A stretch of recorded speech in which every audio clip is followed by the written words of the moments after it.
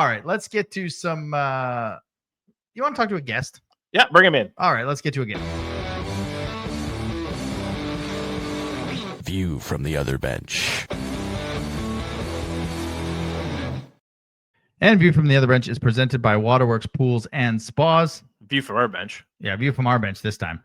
Providing Atlantic Canadians with custom in-ground pool, spa service, and supplies since 1986. If you're looking for a new spa service and maintenance by their trained technicians, or getting your pool water from green to clear, stop in at 194 Killam Drive in Moncton, or call them at 506-859-1980. And like Jeremy said, this is a View from our bench, and we are pleased to be joined from Glenville, New York, but he's actually in Moncton. Defenseman number 16, Tommy Blyel. Tommy, how are you tonight?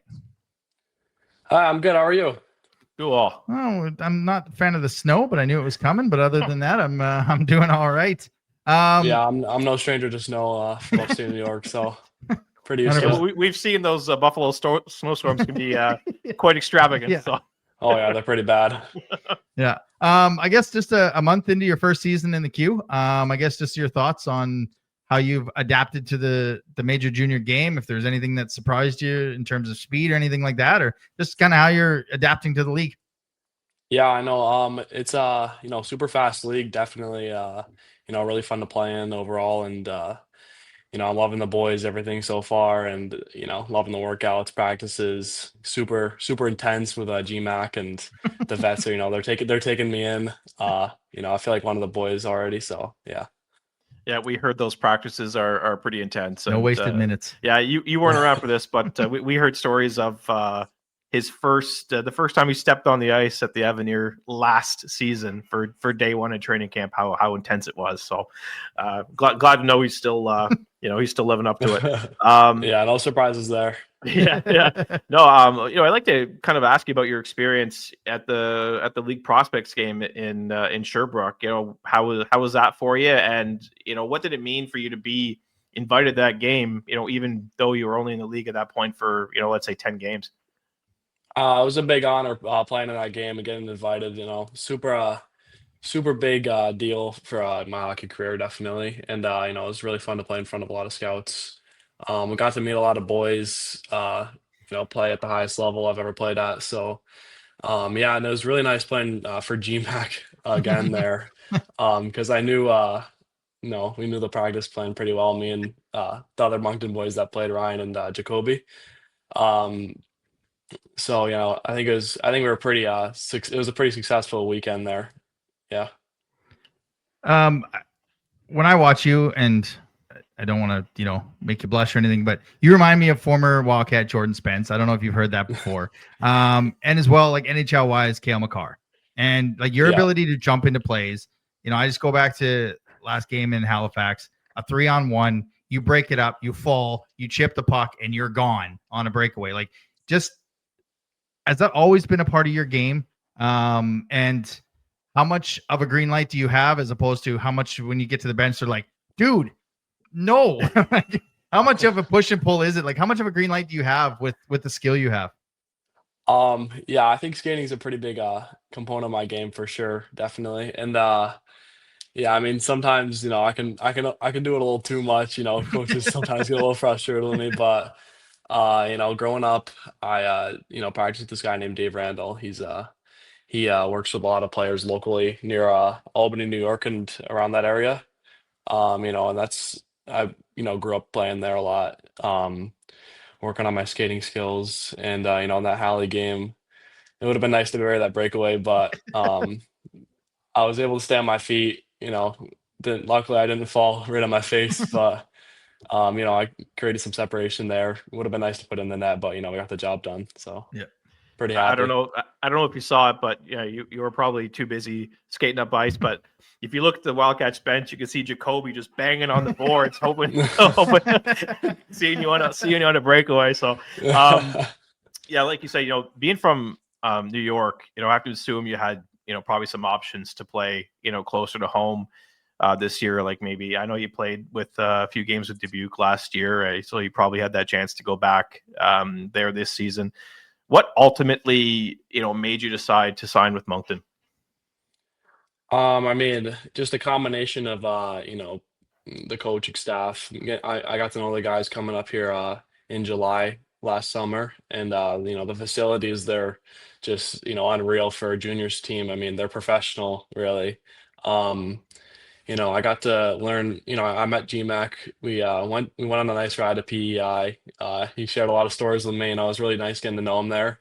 He's a really really intense guy, really nice. And he just kind of seemed like the type of coach I really wanted to play for. Dubuque's a great organization though, and it was a really hard decision. But Yeah, Moncton, it was just I felt like a home right there. Yeah. yeah, we know how much GMAC can talk. So I'm sure on your trip to PEI, you might have got what 5 words in or something like that. So Yeah, plenty of stories there, but a lot of good life advice. yeah, no, for sure. One thing myself and Adam have noticed is your family is in Moncton for almost every game. So like, what does it mean to you to have like such a supportive cast that travel so many miles to come watch you play? Yeah, I mean, I can't thank them enough. I mean, they've been there. My dad, my mom, my grandmothers. They've been coming to my games throughout my whole hockey career, no matter where I've been playing. My dad, he's just probably the biggest influence in my career. He drove me so far to practices in Mid-Fairfield, Connecticut, playing for the Mid-Fairfield Junior Rangers for I think 8 years, and just they sacrificed so much to come see me, and I could just tell how happy they are to come see me. And it's really nice to see their face in the stands every once in a while for a few games, and it's really nice. Yeah.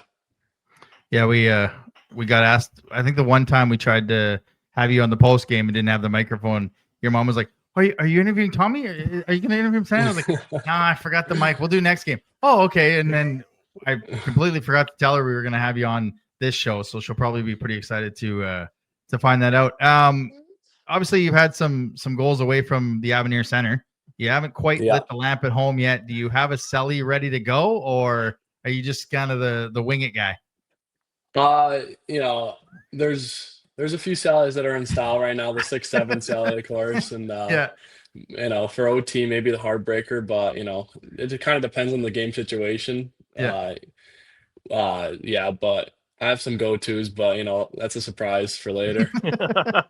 Don't worry, it's just us talking. Don't worry about it. You don't have to ruin anything with us. I guess we don't want to take too much of your time, but we kind of want to end this with kind of like a rapid fire where we just shoot a question at you and you give us your best answer. So who's your who's your first one, your favorite, your hockey idol growing up?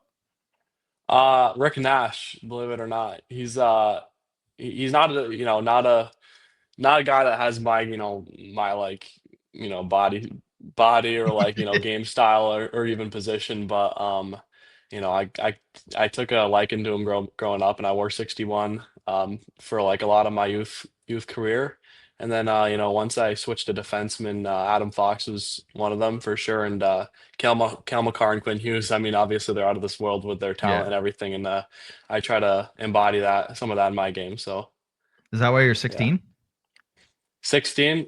No, I'm 16 because in my freshman year I couldn't do 61. I couldn't do 61, and then I switched to 23 for the past couple years for Adam Fox, and then I couldn't do 23 this year because Riley Sampson. But 16's I really like that number too, so it's doing me well. Favorite Moncton restaurant or drive-through that you like to hit up? I like Moxie's. Moxie's a pretty restaurant.